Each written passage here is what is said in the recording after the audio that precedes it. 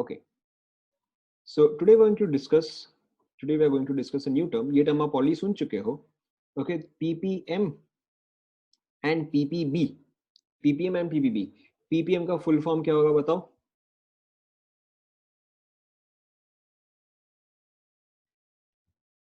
Correct. PPM का full form is parts per million and PPB का full form is correct. Parts पर million के जगह simply आपका ये क्या आ जाएगा, पार्ट्स पर बिलियन. ठीक है. अच्छा, अगर आप मिलियन को 10 के पावर्स में रिप्रेजेंट करोगे तो वो कितना आएगा, 10 to the power. Correct, this is 10 to the power 6. And अगर आप बिलियन को रिप्रेजेंट करोगे तो फिर correct, this is 10 to the power, this is 10 to the power 9. ठीक है. अब देखो इसके अलावा जो आपका पीपीएम एंड पीपीबी है, this is exactly similar to percentage. ठीक है, this is exactly similar to percentage. सिर्फ फर्क क्या है कि परसेंटेज जब आप कैलकुलेट करते हो, percentage is out of correct, percentage is out of 100. Difference यहाँ पे सिर्फ इतना ही है कि जब आप परसेंटेज निकालते हो तो वो आउट ऑफ 100 होता है, जब आप पीपीएम निकालते हो तो वो out of 10 to the power 6 होता है, जब आप पीपीबी निकालते हो तो वो out of 10 to the power 9 होता है. ठीक है. जैसे कि अगर हम एक बहुत ही सिंपल सा एग्जांपल ले, ठीक है, if I say for example that the concentration of anything, ठीक है, the concentration of anything, let's say A in B, the concentration of A in B is, let's say, 2 of A in 5 of B. Okay, 2 of A in 5 of B. तो अगर आप A को as a percentage बताओगे तो वो कितना आएगा बोलो.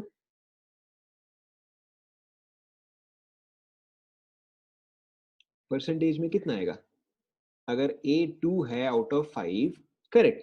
तो परसेंटेज निकालने के लिए देखो आप क्या करोगे, परसेंटेज निकालने के लिए आप देखोगे कि अच्छा आपके पास A कितना है डिवाइडेड बाय आपको टोटल कितना गिवन है एंड आपको किस यूनिट में निकालना है.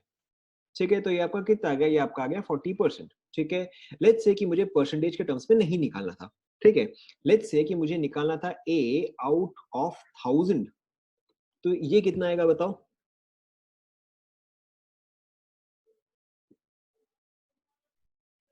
अगर आपको निकालना है ए आउट ऑफ 1000 तो वो कितना आएगा. Correct, method 1000. ठीक है. तो अब ये भी देखो मेथड जो है सेम ही है कि आप क्या करोगे, आप यहाँ पे 2 डालोगे, यहाँ पे आप 5 डालोगे, मल्टीप्लाइड बाय क्या करोगे, 1000 करोगे. ठीक है. तो ये आपका आ गया 400. Is this clear.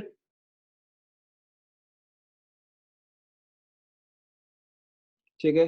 Exactly same चीज आपका पीपीएम एंड पीपीबी है, एग्जैक्टली सेम चीज. सिंपली डिफरेंस क्या है, अभी तक आप जितना भी कैलकुलेशन करते आ रहे थे वहां पे हर केस में क्या था, सॉल्यूट डिवाइडेड बाय सॉल्यूशन. ठीक है. अब सिर्फ पीपीएम एंड पीपीबी के केस में क्या चीज चेंज होगा कि यहाँ पे आप या तो 10 टू द पावर 6 यूज करोगे इन केस ऑफ पीपीएम, या तो फिर आप 10 टू द पावर 9 यूज करोगे in case of PPB. Is that clear.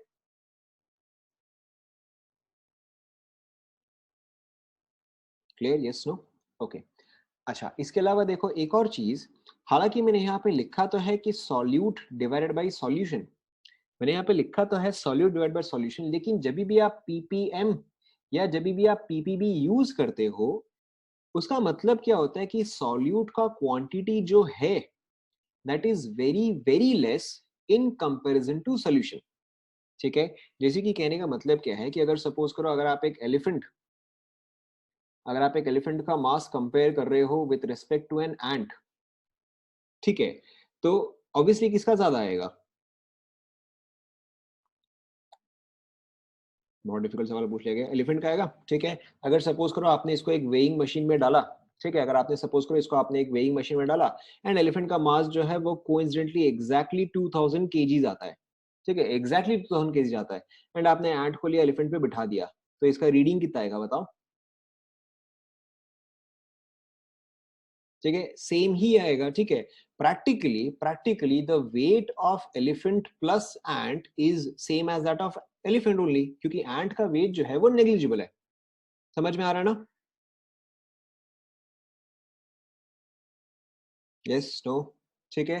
तो उसी तरह से जब भी आप पीपीएम या पीपीबी यूज करते हो उसका मतलब क्या है उसका मतलब क्या है कि आपका सॉल्यूट जो है वो सॉल्यूशन के रिस्पेक्ट में बहुत ही नेग्लिजिबल है। तो ऐसे केस में जब आप फॉर्मूला लिखते हो कि सॉल्यूट डिवाइडेड बाय सॉल्वेंट, क्योंकि सोल्यूशन क्या होता है, solution is solvent plus solute, ठीक है। एंड यहाँ पे नेग्लिजिबल अमाउंट क्या है, सॉल्यूट जो है वो आपका नेग्लिजिबल अमाउंट है, ठीक है। तो ऐसे केस में आपका कई बार आप बुक्स में देखोगे कि फॉर्मूला जो है वो सॉल्यूट बाय सोल्यूशन के जगह वो चीज आपको सॉल्यूट बाय सॉल्वेंट दिया हुआ है, ठीक है। मेथड मीनिंग जो है उसका एग्जैक्टली सेम ही है, सिंपली क्योंकि सोल्यूट का मास जो है वो नेग्लिजिबल है इसलिए उसने यहाँ पे सोल्यूशन की जगह सॉल्वेंट ही लिखा है, ठीक है। आप पहले यहाँ तक कंप्लीट कर लो, पहले आप यहाँ तक कंप्लीट कर लो, ठीक है। आप पहले ये पार्ट लिख लो, दिस पार्ट पीपीएम और PPB is equal to solute upon solution into 10 power 6 और 10 टू द पावर 9।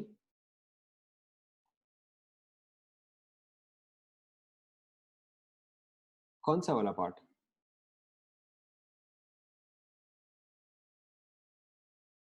अच्छा ठीक है, एक और बात देखो, देखो यहाँ पे क्या है कि अगर आप ठीक है, अगर आप इमेजिन करते हो कि आपके पास सॉल्वेंट, जो है that is let's say 1000 kg, ठीक है। एंड आपके पास सॉल्यूट जो है दैट इज 1 ग्राम, ठीक है। तो अगर आप इन दोनों को ऐड करते हो तो सॉल्यूशन का मास कितना आएगा बताओ?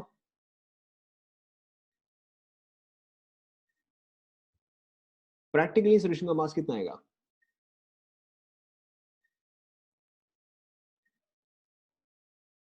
प्रैक्टिकली ठीक है, आप प्रैक्टिकली क्या बोलोगे कि अच्छा ठीक है इसका मास जो है वो 1000 kg ही है, ठीक है। यानी कि देखो यहाँ पे आपने किस टर्म को नेग्लेक्ट किया है, यहाँ पे आपने किस टर्म को छोड़ दिया, ठीक है। यहाँ पे आपने 1 ग्राम पार्ट को या जो सॉल्यूट पार्ट को जो है उसको आपने छोड़ दिया, क्यों? क्योंकि ये वाला टर्म जो है वो इसके रेस्पेक्ट में, वो चीज इसके रेस्पेक्ट में जो है वो नेग्लिजिबल है, ठीक है। अगर आपको कोई बोले कि भाई 10 किलोमीटर चलना है और फिर उसके आगे बोले कि अच्छा नहीं 1 और मीटर चलना है, तो आप बोलोगे अच्छा ठीक है भाई 10 किलोमीटर के सामने 1 और मीटर क्या है। सेंस समझ में आ रहा है?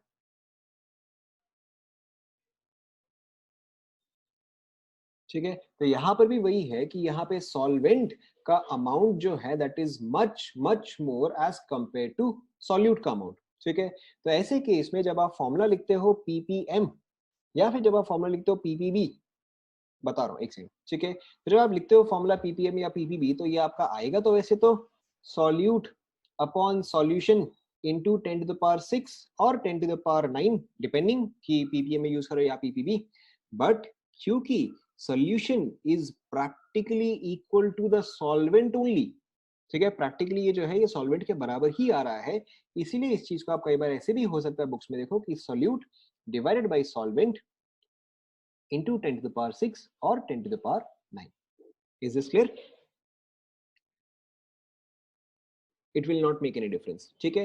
एंड इसके अलावा इसका यूनिट जो है, इसका यूनिट आप या तो लिखते हो पीपीएम या फिर आप लिखते हो पीपीबी, ठीक है, जो भी गिवन होता है। फॉर एग्जाम्पल अगर आपका किस चीज का वैल्यू आ रहा है 5, तो आप बोलोगे 5 पीपीएम, ठीक है, या आप बोलोगे 5 पीपीबी, ठीक है। इसका यूनिट जो है वो पीपीएम एंड पीपीबी ही होता है। लिख लिया? यहां तक आप कंप्लीट कर लो पहले।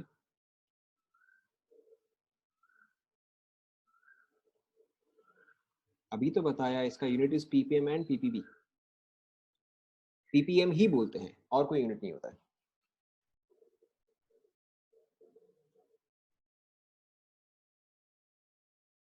जैसे परसेंटेज का कोई यूनिट नहीं होता उसी तरह से। Okay, let's take an example, ठीक है, let's take an example.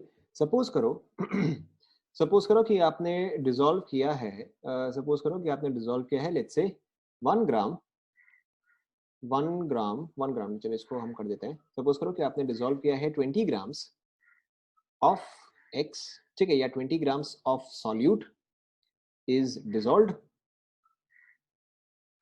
dissolved in let's say 500 kgs of solvent.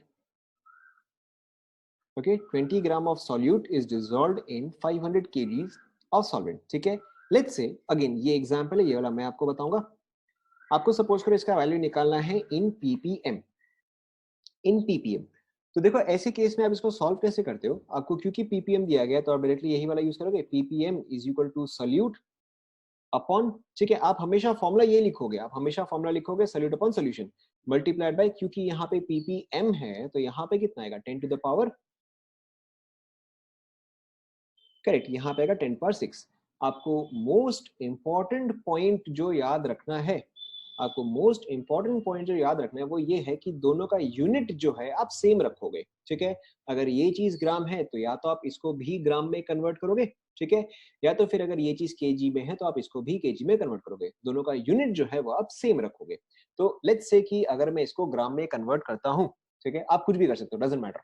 तो यहाँ पे देखो सोल्यूट इज 20 ग्राम्स, ठीक है, तो मैं इसको वैसे के वैसे रखता हूँ। सोल्यूशन इज प्रैक्टिकली सॉल्वेंट, तो यहाँ पे कितना आएगा 500 केजीज, और यहाँ पे क्या आएगा इनटू 1000, ठीक है, multiplied by 10 to the power 6। Is this clear? बस आपको दोनों को जो है दोनों को सेम यूनिट में लेकर आना है, आप चाहे तो दोनों को केजी में भी रख सकते हो। Is this clear?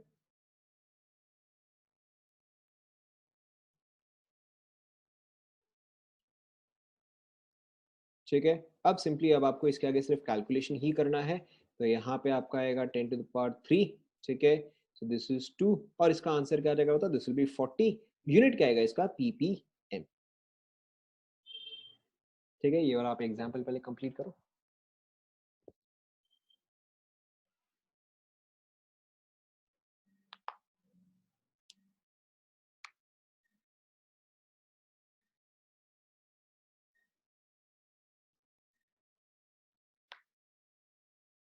आपको सिर्फ इतना ध्यान में रखना है कि दोनों का यूनिट जो है आप सेम रखोगे।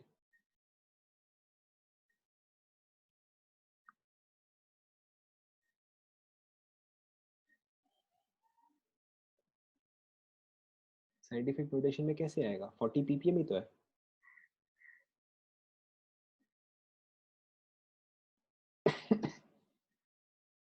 कंप्लीट हुआ गया।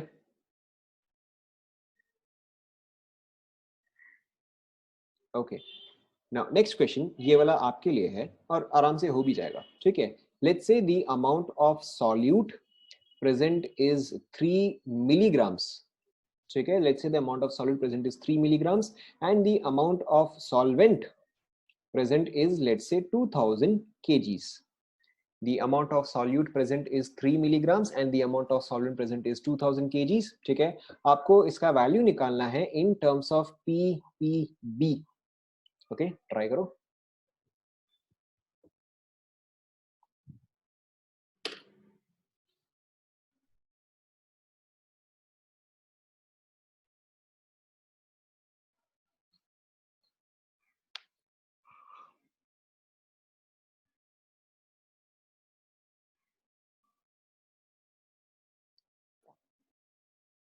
ठीक है, कुछ आंसर्स आए हैं, 1.5 ppb and 15 ppb। चलो विल चेक।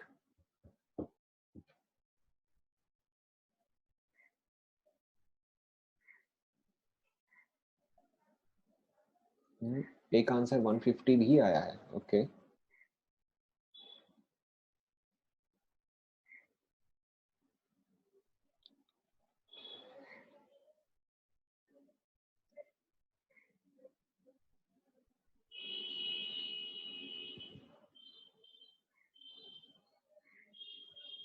ठीक है, मुझे देख कर लग रहा है कॉन्सेप्ट तो समझ में आ ही गया है, सिर्फ आपको कैलकुलेशन एक बार चेक करना होगा। देखो, same PPB is equal to formula क्या आएगा आपका, solute upon solution multiplied by 10 to the power, 10 to the power, correct, multiplied by 10 to the power 9। अब देखो यहाँ पे आपका सॉल्यूट दिया गया है 3 मिलीग्राम्स, ऑलराइट, सॉल्यूट आपका दिया गया है 3 मिलीग्राम्स। सपोज करो कि मुझे इन दोनों को कन्वर्ट करना है इन ग्राम्स, ओके। तो 1 milligram, sorry, 1 milligram is how many grams, 10 to the power, 1 milligram is how many grams, उल्टा उल्टा, 10 to the power -3, ठीक है। तो अगर मेरे पास 3 मिलीग्राम्स है, यानी कि ये आपका आ जाएगा into 10 to the power -3 grams, okay, divided by, अब आपको देखो सोल्यूशन कितना दिया हुआ है 2000 केजीज, यानी कि 2000 केजी है और ग्राम में कन्वर्ट करने के लिए मैं मल्टीप्लाई बाय 1000 करूंगा, ओके एंड आपको क्योंकि यहाँ पे वैल्यू निकालना इन टर्म्स ऑफ पीपीबी, तो this is 10 to the power 9, ठीक है। तो देखो ये पार्ट, ये पार्ट, ये पार्ट एंड ये पार्ट जो है पूरा कैंसल आउट हुआ, तो देखो आपका फाइनल आंसर क्या आएगा, 1.5 पीपीबी। चेक करो।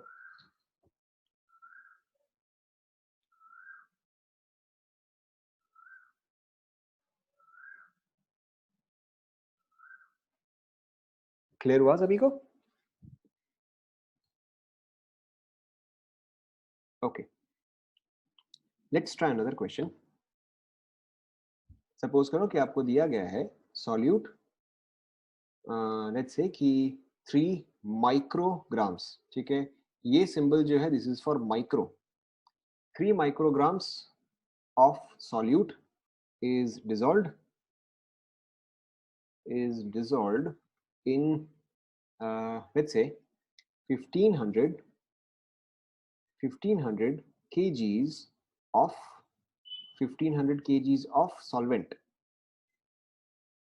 1500 kgs of solvent, ठीक है। ये वैल्यू बहुत ही गंदा हो जाएगा, चलेगा चलेगा। 1500 kg of solvent, find the concentration in ppb।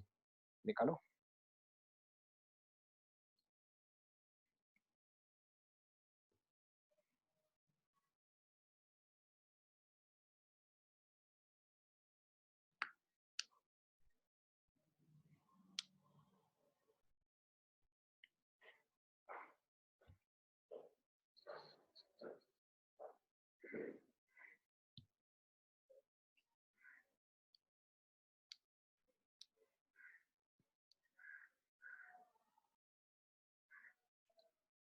ठीक है, एक ऑप्शन आया है 1/500,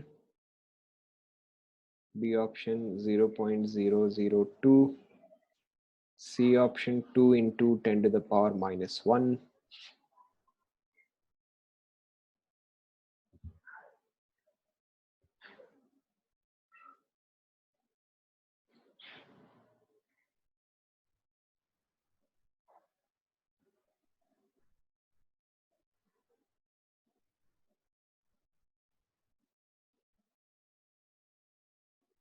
चेक करें, मेरे ख्याल से हो ही गया है सबका।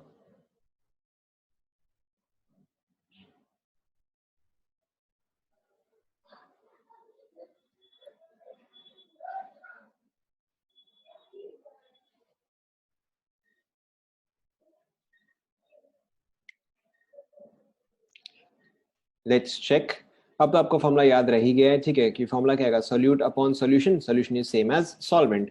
तो यहाँ पे आएगा 3 माइक्रोग्राम, माइक्रो यानी कि 10 to the power minus, micro यानी कि 10 पर माइनस कितना आएगा, करेक्ट, 10 टू द पावर -6। तो ऊपर वाला टर्म जो है वो ग्राम्स में है, नीचे वाले को भी आप ग्राम्स में रखोगे, तो यहाँ पे आ जाएगा 1500 into 10 to the power 3, this is also in grams now, multiplied by, क्योंकि पीपीबी है तो यहाँ पे आ जाएगा 10 टू द पावर 9। तो ये जब आप कैंसिल आउट करोगे तो वैसे ही कैंसिल आउट हो गया। सो दिस इज 1/500, ठीक है, और this is 2 into 10 to the power -3, और this is 0.002 ppb। Clear to everyone?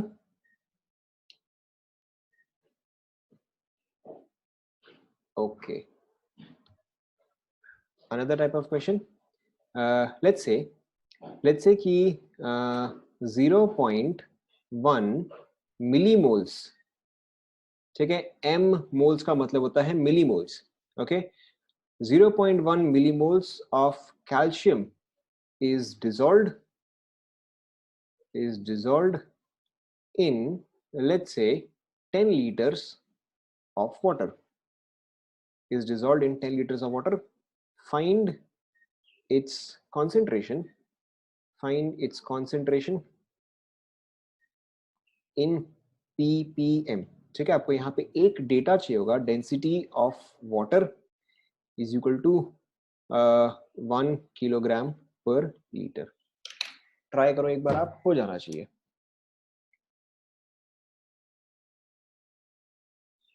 आप दोनों को वेट में कन्वर्ट करो, ठीक है, फिर आपका हो जाएगा। दोनों को आप ग्राम्स में कन्वर्ट करो, मोल्स को आपको ग्राम्स में कन्वर्ट करना आता है एंड इसको भी आपको ग्राम्स में कन्वर्ट करना आता है, ठीक है। एक आंसर आया है 400 ppm, okay, we will check.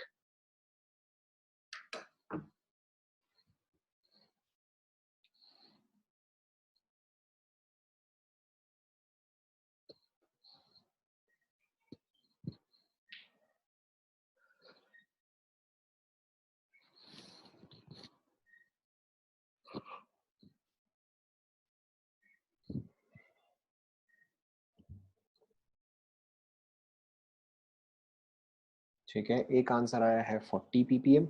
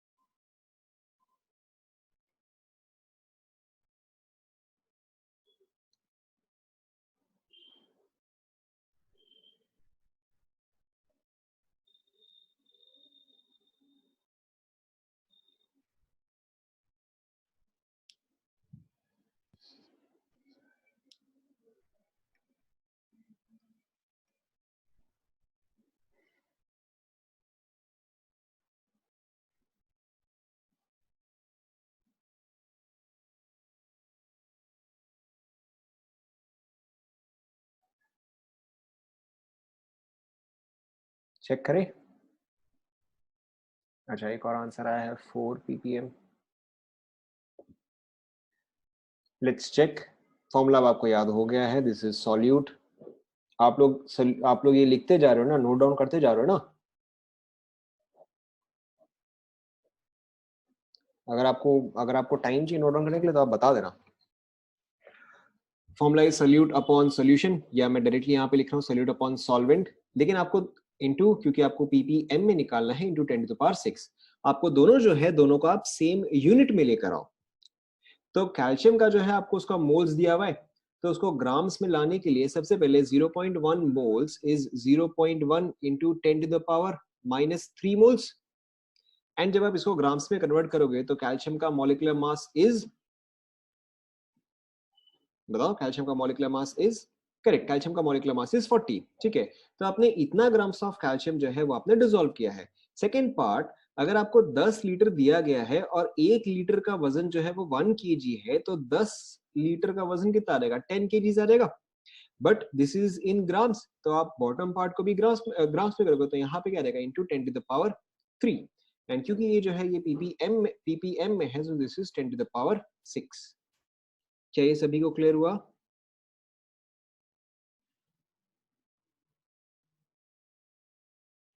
ठीक है, तो अब देखो, जो पार्ट आप कैंसिल आउट कर सकते हो उस चीज को कैंसिल आउट करो। ठीक है, और आपका फाइनली फिर आंसर क्या आ जाएगा? This will be equal to 0.4 ppm।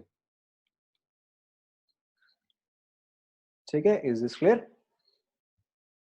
मेरे ख्याल से इनका 400 आया, शायद उन्होंने पीपीबी ले लिया, या तो उन्होंने फिर कोई एक यूनिट कन्वर्ट नहीं किया होगा।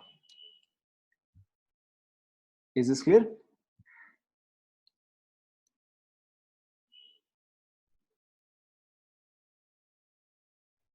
Okay, next question slightly different है, बट अगेन आप सॉल्व कर सकते हो। सपोज करो कि आपको कॉन्सेंट्रेशन दिया गया है 2.3 ppm ऑफ सोडियम। जो आपको कॉन्सेंट्रेशन दिया गया है that is 2.3 ppm of sodium in water. ठीक है, इन वाटर। सो क्वेश्चन क्या है कि how many moles of sodium is present in 1 meter cube of water, in 1 meter cube of water, given density of water is 1 kg per liter। आप आराम से solve करो, कोई जल्दी नहीं है, आराम से सॉल्व करो।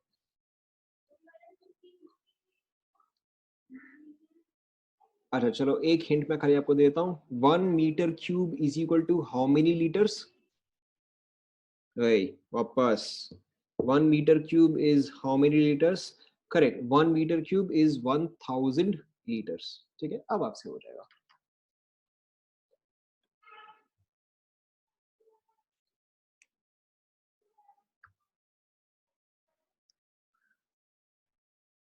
ठीक है, एक ऑप्शन आया है 0.1 moles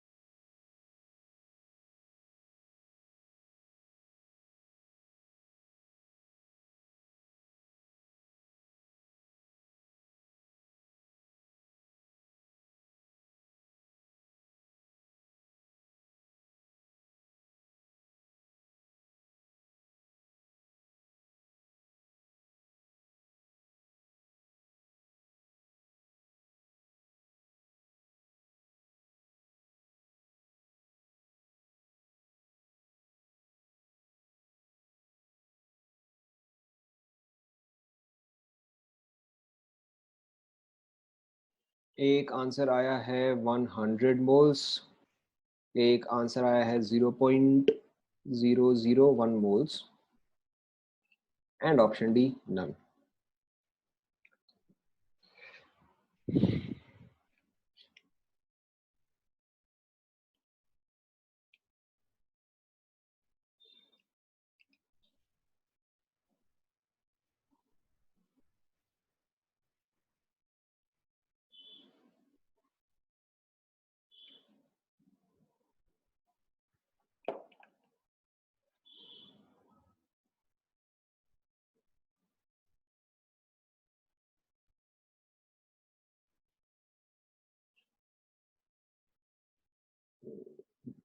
आप लोग एक बार 10 के पावर्स चेक कर लो, क्योंकि मुझे लग रहा है अगर किसने गड़बड़ किया तो 10 के पावर्स ने ही गड़बड़ किया है।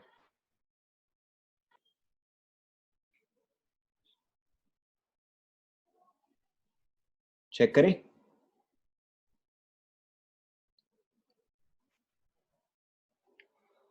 अब मैं डायरेक्टली वैल्यूज डाल रहा हूँ। देखो, ppm is equal to weight of sodium divided by weight of water. 1 metre cube है, 1 मीटर क्यूब यानी कि 1000 लीटर्स। एंड अगर 1000 लीटर्स है तो ये कितना केजी आएगा, 1000 केजी आ जाएगा। एंड अगर ये चीज 1000 केजी है यानी कि ये ग्राम्स में कितना आएगा, 10⁶ ग्राम्स। क्या ये पार्ट क्लियर है? ये पार्ट अगर क्लियर है तो फिर आराम से इसके आगे हो जाएगा। क्लियर है ना?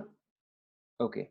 अब क्योंकि आपको ppm दिया गया है तो यहाँ पे आएगा 10⁻, ppm है ना, हाँ, तो यहाँ पे आएगा 10। क्लियर नहीं है? देखो देखो, 1 metre cube is equal to 1000 litres. Okay, 1 litre का मास जो है वो 1 kg है, तो 1000 लीटर्स का मास कितना आ जाएगा, 1000 kg आ जाएगा। एंड अगर आप इसी kg को ग्राम में कन्वर्ट कर रहे हो तो क्या आएगा, 1000 इंटू 1000 आ जाएगा। ठीक है, which is a total of 10⁶। समझ में आया?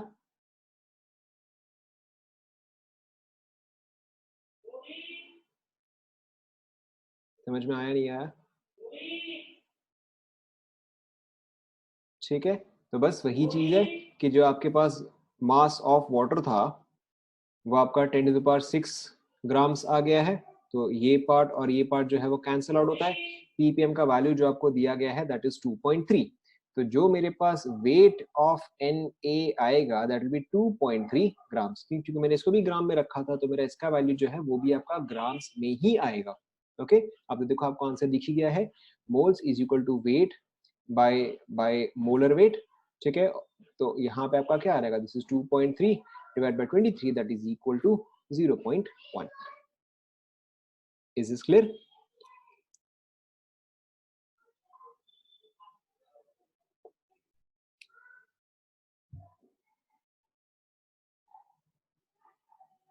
ओके, इसी टाइप का एक और क्वेश्चन.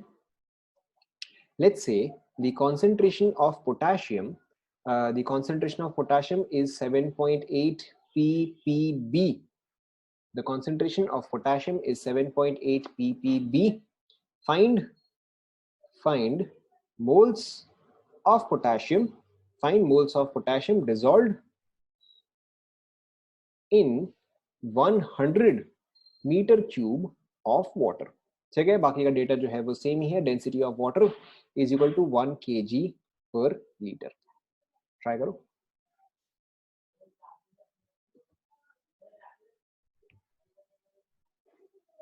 अच्छा, आपने लिखा नहीं क्या?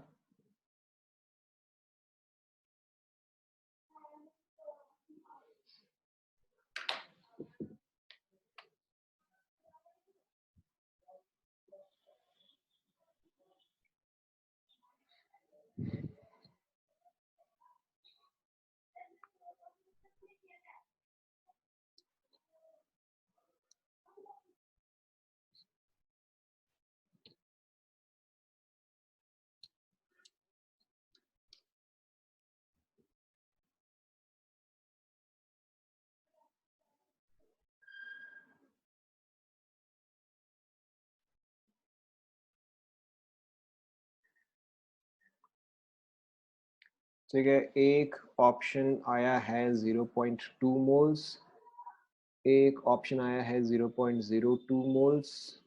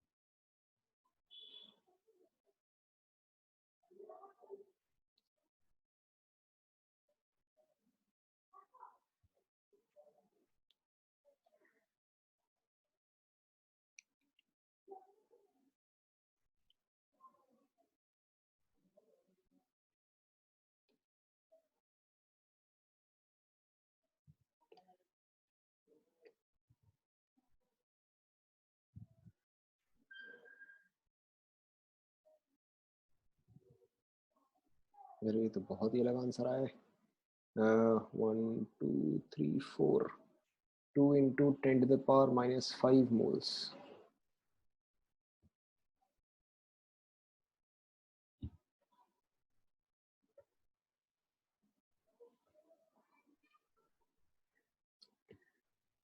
चेक करें. सॉरी, 0.25. अच्छा ठीक है, वो नन में आ जाएगा. चेक करें. मेथड सेम ही है एग्जैक्टली. आपको बस यहाँ पे पीपीबी दिया हुआ है, तो PPB is equal to solute upon solvent या solution multiplied by 10 to the power 9. PPB का वैल्यू है 7.8 इज इक्वल टू सोल्यूट, यानी कि ये आपका क्या आएगा, ये आपका आएगा ग्राम्स ऑफ पोटेशियम. तो डिवाइड बाय बॉटम पे भी आप ग्राम ही लिखोगे. तो देखो ग्राम में कैसे आएगा, 100 मीटर क्यूब. ठीक है, मैं इसको 10 to the power 2 metre cube लिख रहा हूँ. और मीटर क्यूब यानी कि कितना आएगा, metre cube 1 metre cube is equal to 10 to the power 3 litres. तो यानी कि ये आपका टोटल में कितना गया, this is now 10 to the power 5 litres. हाँ ना. ठीक है. एंड अगर ये चीज 10 टू द पावर 5 लीटर्स आया है, ठीक है, ना if this is 10 to the power 5 litres and 1 litre का मास कितना है, 1 केजी है. So this is 10 to the power 5 KG. Okay.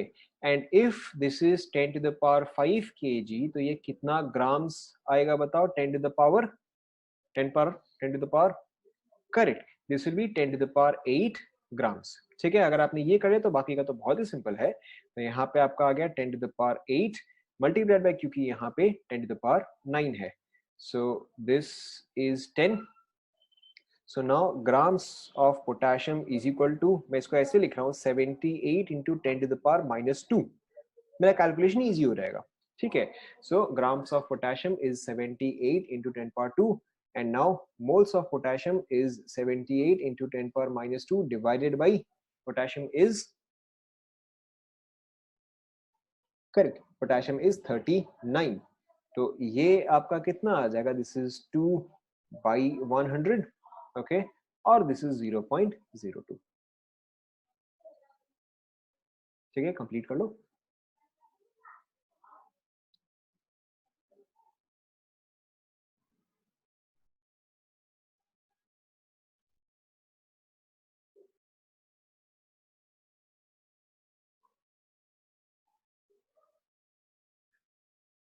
Solvent part, अच्छा देखो आपको कितना दिया गया है, आपको 100 मीटर क्यूब दिया गया है।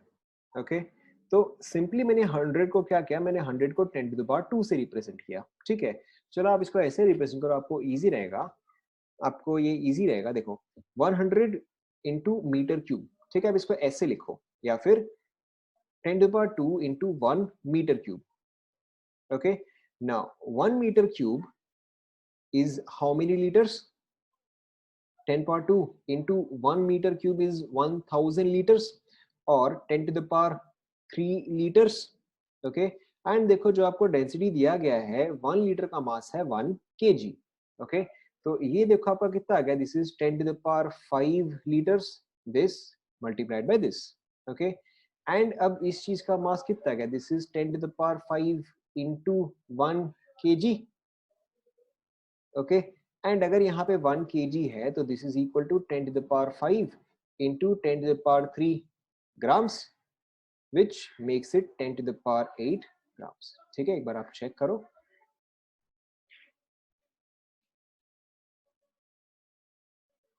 क्लियर हुआ?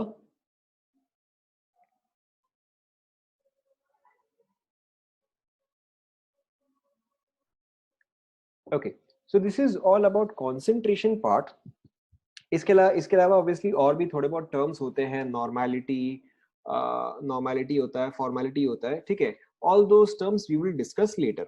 ओके, अभी के लिए आपको क्या क्या कॉन्सेंट्रेशन टर्म्स याद रहने चाहिए, mole fraction, okay, mole fraction, molarity, molality, strength and percentage.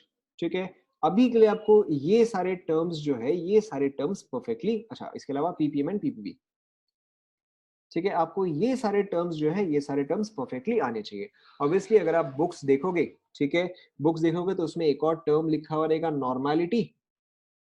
ठीक है, एंड अगर आप बुक्स के अलावा भी कुछ और देखोगे तो वहां पे आएगा फॉर्मेलिटी। ठीक है, formality is not in your syllabus, आपको ये नहीं करना है। नॉर्मेलिटी जो है, ये वाला पार्ट हम आगे करेंगे। यहां तक clear?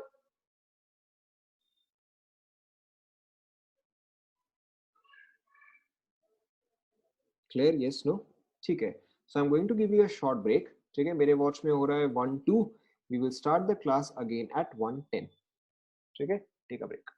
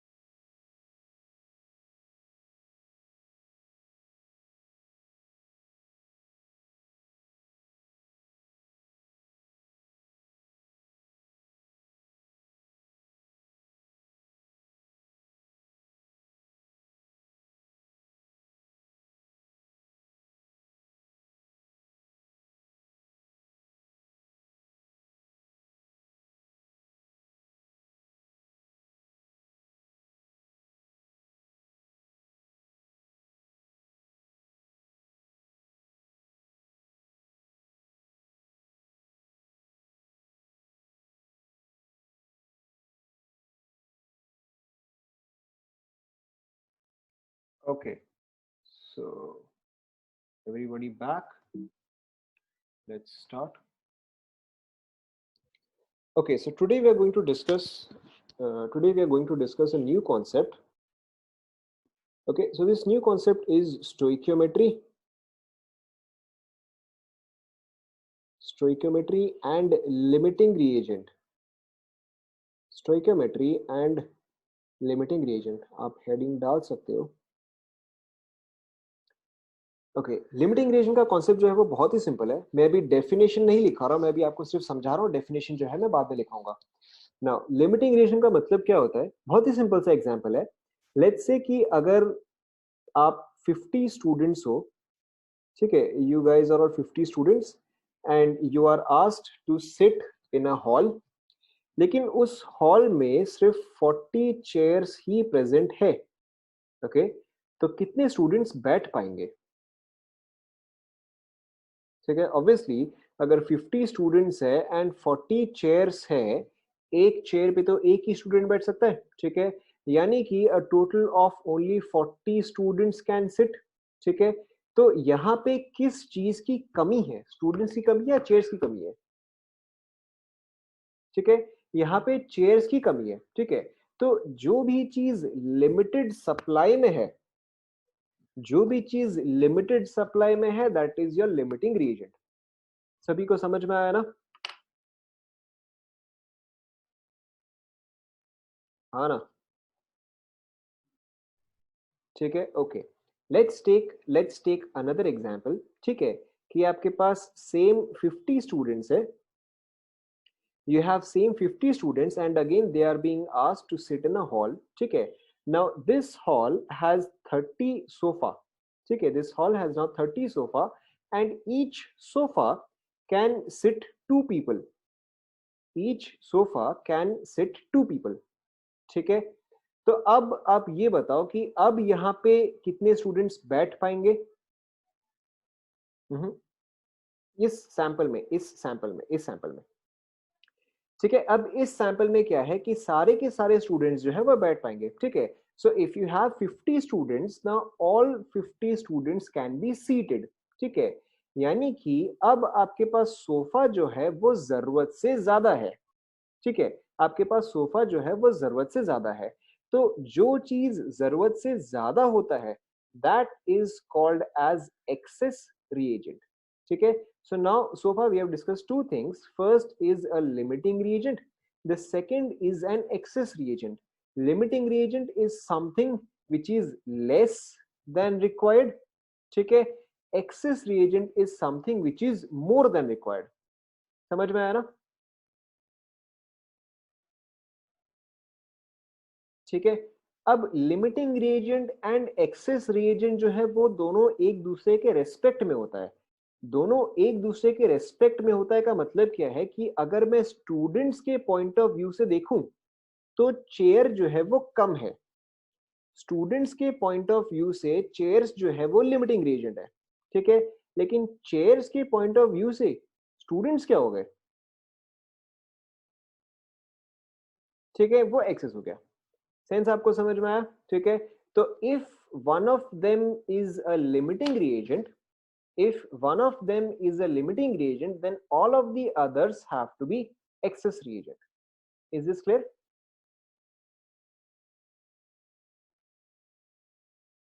Okay, now let's take one more example. ठीक है, let's take one more example. Suppose करो कि आपके पास है 60 students. ठीक है, supposedly you have 60 students and you have, for example, let's say 30 sofa. ठीक है, but in this case each sofa can accommodate 3 people.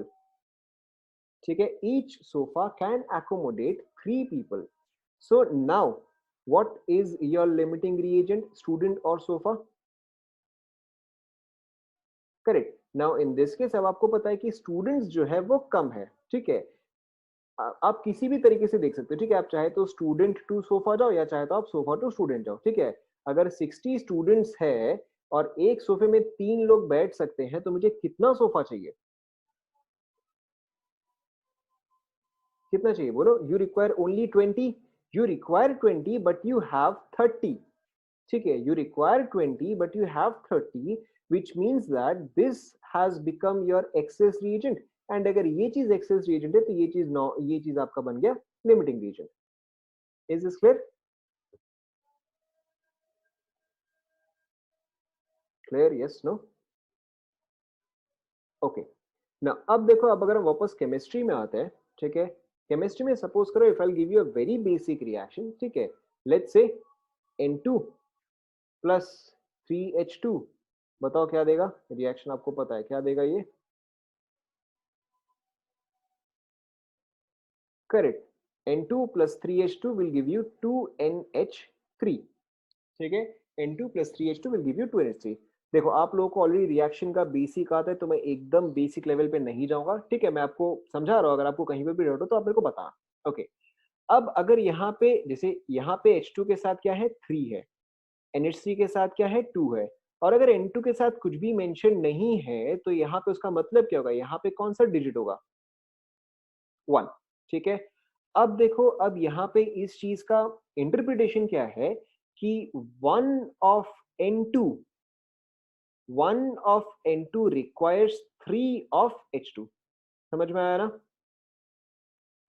ठीक है, वन ऑफ N2 रिक्वायर्स 3 ऑफ H2. Now let's take one more example.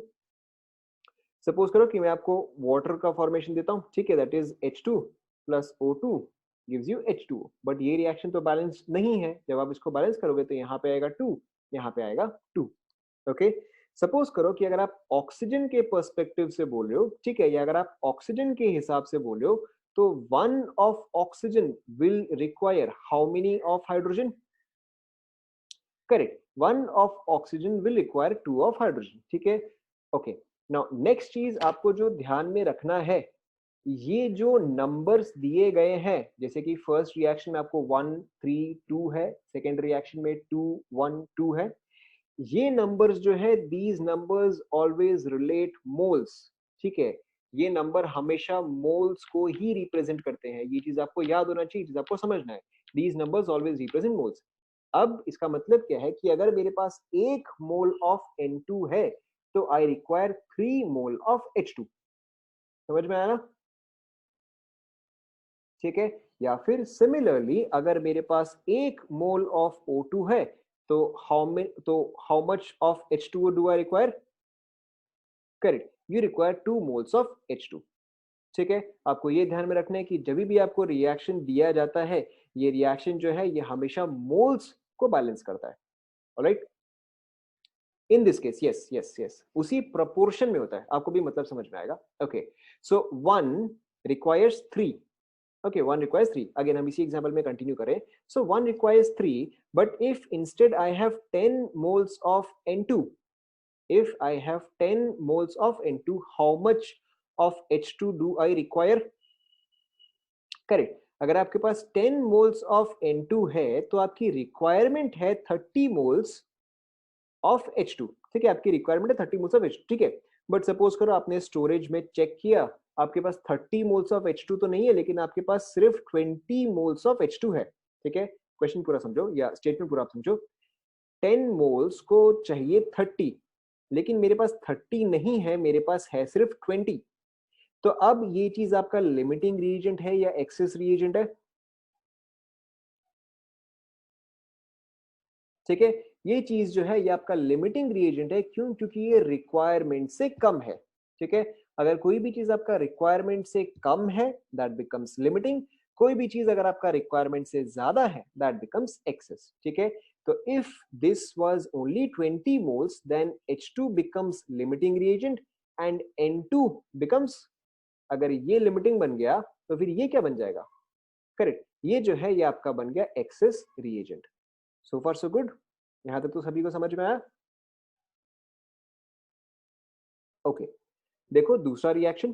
ठीक है, दूसरा reaction, let's say कि मेरे पास H2, लेट्स से कि मेरे पास H2 जो है दैट इज 40 मोल्स. हर चीज जो है हम मोल्स में रिलेट कर रहे हैं. ठीक है, मेरे पास O2 जो है दैट इज 30 मोल्स. आप कहीं से भी स्टार्ट कर सकते हो. ठीक है, you can start from anywhere. For example you could start from O2 और you can start from H2. ठीक है, फॉर एग्जांपल हम O2 से स्टार्ट करते हैं. फॉर एग्जांपल हम O2 से स्टार्ट करते हैं. तो O2 मेरे पास है 30.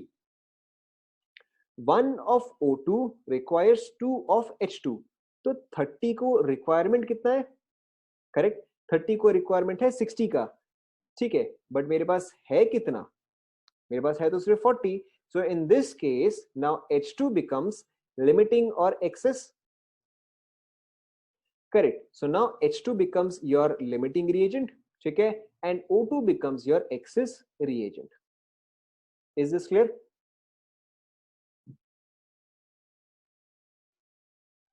Let's take one more example. Let's take, okay, let's take carbon monoxide plus oxygen gives you carbon dioxide. Reaction अब आपका बैलेंस हुआ, ठीक है.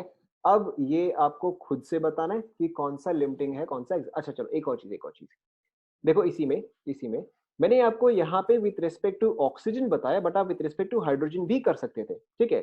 आप विथ रिस्पेक्ट टू हाइड्रोजन, रुको, आप विथ रिस्पेक्ट टू हाइड्रोजन आप कैसे करते? 2 of hydrogen requires only 1 of oxygen. 2 of hydrogen requires only 1 of oxygen. So अगर मेरे पास 40 हाइड्रोजन है तो मेरे ऑक्सीजन कितना चाहिए? 20. और लेकिन ऑक्सीजन मेरे पास है कितना? 30.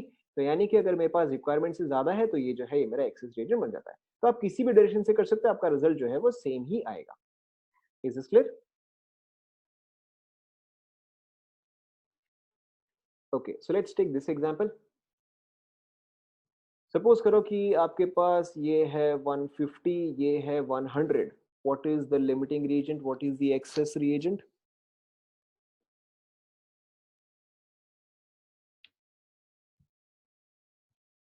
आप किसी भी पर्सपेक्टिव से करो, आप चाहे तो O2 से करो, चाहे तो आप CO2 से करो, कोई फर्क नहीं पड़ता, रिजल्ट आपका एक ही आएगा.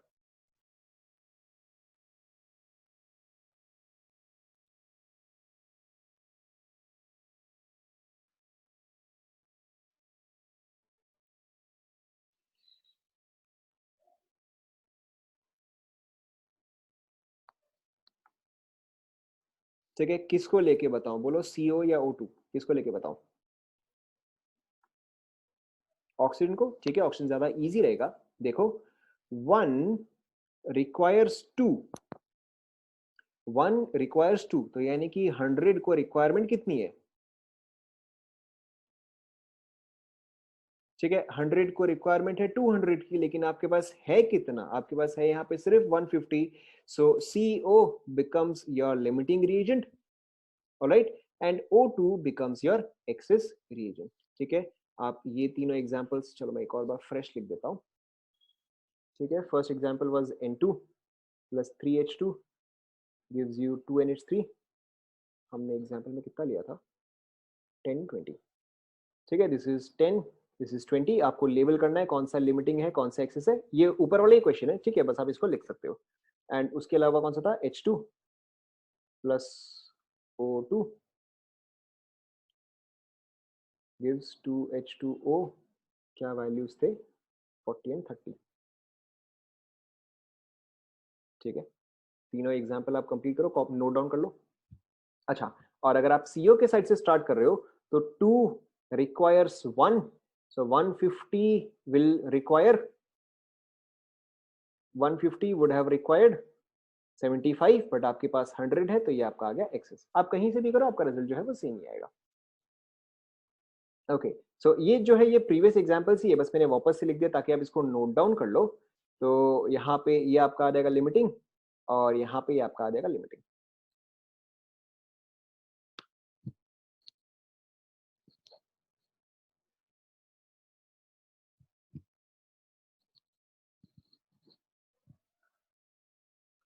नोट डाउन कर लिया सभी ने?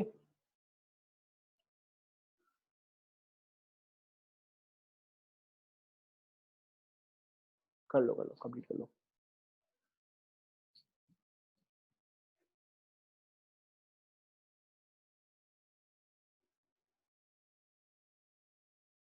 उसका केस आगे आएगा, उसका केस आगे आएगा. ओके, नाउ अगेन जो आपको एक इंपॉर्टेंट पार्ट यहाँ पे याद रखना है कि आप रिएक्शन जो है हमेशा मोल्स के रिस्पेक्ट में कंपेयर करते हो, हमेशा मोल्स के रिस्पेक्ट में. ठीक है, मैं ये बार बार क्यों बोल रहा हूँ? क्योंकि सपोज करो अगर आपको मैं एक एग्जांपल दूं let's say you have 2H2 plus O2 gives you 2H2, ठीक है। लेट्स से कि मैंने आपको यहाँ पे ऑक्सीजन जो है, फॉर एग्जांपल मैंने आपको दिया है लेट्स से 32 ग्राम्स, ओके, एंड मैंने आपको हाइड्रोजन जो दिया है that is let's say 8 grams, ठीक है। अगर आपको यहाँ पे पूछा जाए what is the limiting reagent, तो आप एक बार ट्राई करो।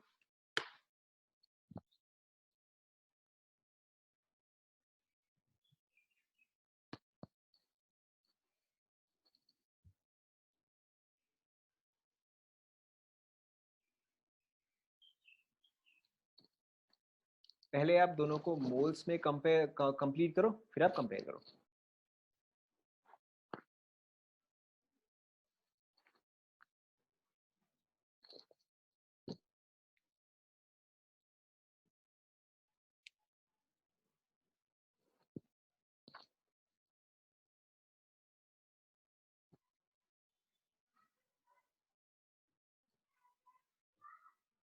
चेक करें।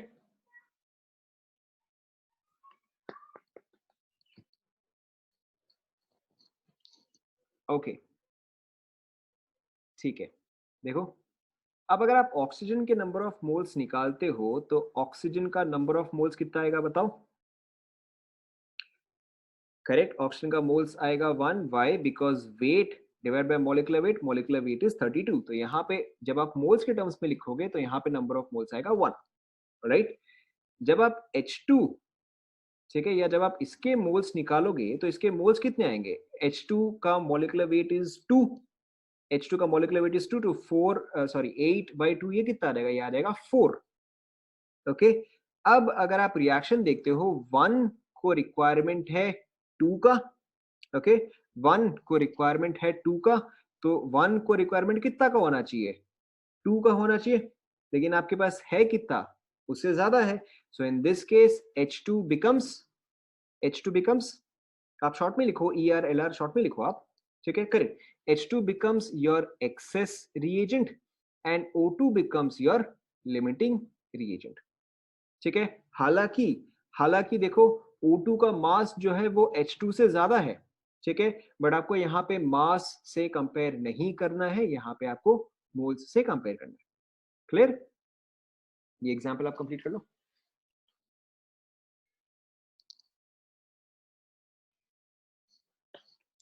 जब आप ये एग्जांपल कंप्लीट कर लो, try the next one. CO plus O2 gives you CO2 twice. This is, let's say, 84. This is, let's say, 64 grams.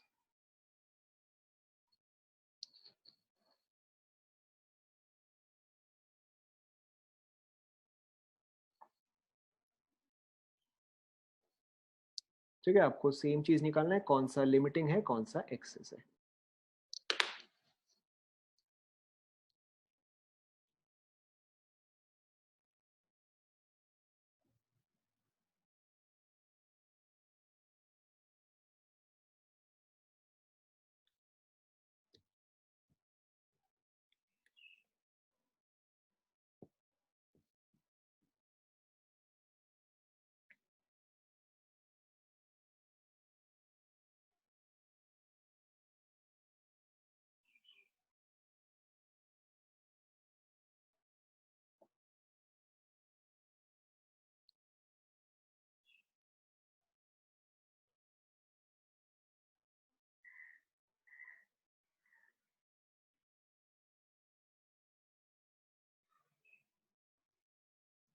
ठीक है, मुझे लग रहा है मैक्सिमम लोगों ने करेक्ट किया है। फर्स्ट वाला आप लोगों ने नोट डाउन कर लिया? फर्स्ट वाला नोट डाउन?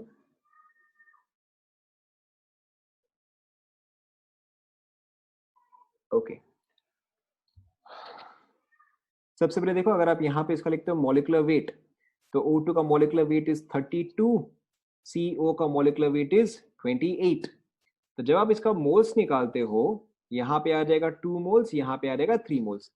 काफी लोग एक चीज में कंफ्यूज हो जाते हैं कि यहाँ पे मॉलिक्यूलर वेट 28 लेना चाहिए या 56 लेना चाहिए। आपको यहाँ पे ये चीज ध्यान में रखना है कि जब भी आप मॉलिक्यूलर वेट लिखते हो मॉलिक्यूलर वेट से इसका कोई लेना देना नहीं है। मॉलिक्यूलर वेट आप सिंपली उस मॉलिक्यूल का ही लिखते हो, ठीक है। तो जैसे कि सपोज करो, अगर मैं आपको देता हूं 3H2, या मैं आपको दूं 2H2, या मैं आपको दूं सिर्फ H2, तीनों केस में हाइड्रोजन का मॉलिक्यूलर वेट सेम ही आएगा, दैट इज 2। रिएक्शन पे उसका मॉलिक्यूलर वेट जो है वो डिपेंड नहीं करता है, ठीक है। या रिएक्शन पे कितना मोल्स प्रेजेंट है वो भी डिपेंड नहीं करता है, कितना रिक्वायरमेंट है उससे फर्क पड़ सकता है, ठीक है, कितना जरूरत है। बट एक्चुअल में कितना होगा वो चीज आपका वैल्यू पे ही डिपेंड करता है। जैसे कि यहाँ पे आपके पास ऑप्शन 64 ग्राम्स है, कार्बन मोनोऑक्साइड जो है वो 84 ग्राम्स है। आप इसको मोल्स में कन्वर्ट करोगे यूजिंग मॉलिक्यूलर मास, तो यहाँ पे मोल्स आ गया 2, यहाँ पे मोल्स आ गया 3।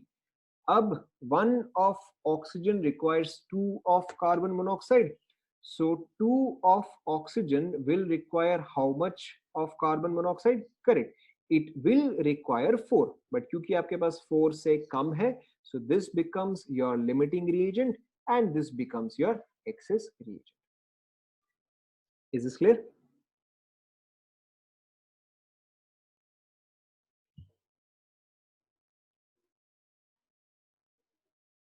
Clear? Okay, now one more example. Let's say you have N2 plus 3H2 gives 2NH3. Okay, this is let's say 84 grams, this is let's say 6 grams, ठीक है, same चीज, लिमिटिंग एक्सेस। ट्राई करो।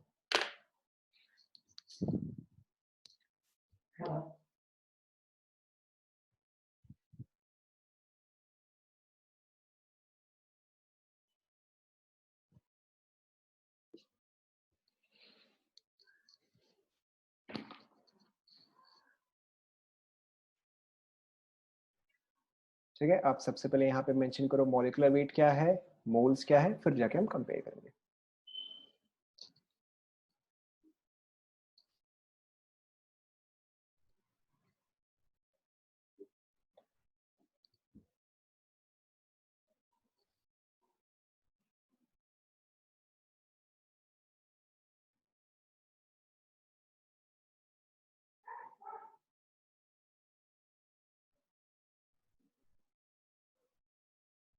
ठीक है, मुझे लग रहा है मैक्स सभी ने करेक्ट किया है। Let's check.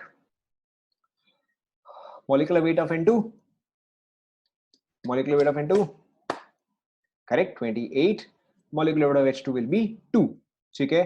तो यहाँ पे हाइड्रोजन के नंबर ऑफ मोल्स आ गए 3, नाइट्रोजन के नंबर ऑफ मोल्स आ गए 3, ठीक है। मैंने ये पर्टिकुलर वैल्यू क्यों दिया है, मैं आपको यहाँ पे ये बताना चाहता हूँ कि दोनों के मोल्स बराबर होने से कोई फर्क नहीं पड़ता है। दोनों के मोल्स बराबर होने से कोई फर्क नहीं पड़ता है, आपको हमेशा ये चेक करना है कि रिक्वायरमेंट कितनी है। ओके, आप यहाँ पे N2 के हिसाब से करो, ज्यादा इजी होगा। 1 requires 3, so 3 will require, correct, 3 will require नहीं, बट आपके पास उससे कम है, तो H2 becomes your limiting reagent, alright, and N2 becomes your excess reagent. Clear to everyone?